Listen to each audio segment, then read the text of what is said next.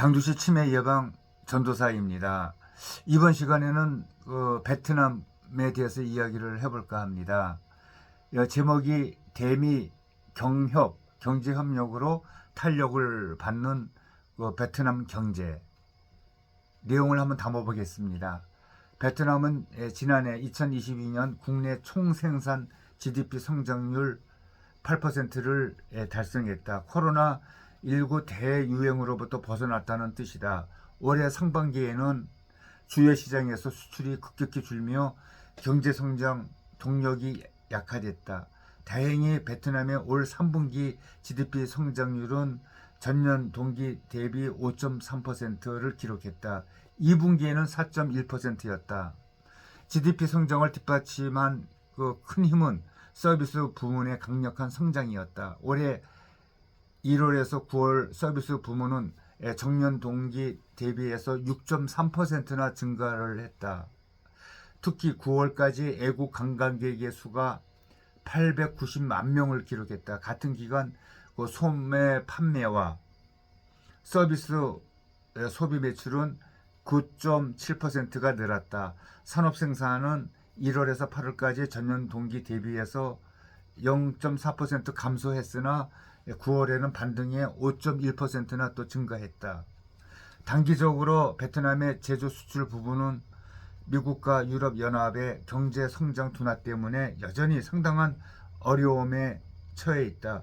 미국과 유럽은 베트남 상품 수출의 약 42%를 차지하는 양대 최대 수출 시장이다. 올해 9월까지 베트남의 상품 수출은 작년보다 8.2%에 감소했다. 게다가 제조업은 5월과 6월에 전력 부족으로 인한 정전으로 어려움을 또 겪었다. 하지만 이런 수출 감소에도 불구하고 베트남은 중기 경제 전망에서 수출이 회복이 되면서 빠른 경제 성장을 전개할 것으로 또 예상이 된다. 글로벌 제조업 공급망이 경쟁력 있는 동남아시아 제조업 허브로 이동함에 따라 베트남은 계속 주요 수혜국으로 남을 전망이다. 미국은 베트남의 최대 수출 대상국이다. 지난 9월 미국의 조 바이든 대통령과 베트남의 응웨이엔 푸종 공산당 서기장이 체결한 새로운 포괄적 경제 파트너십 협정으로 베트남과 미국의 경제관계는 크게 아주 강화가 되었다.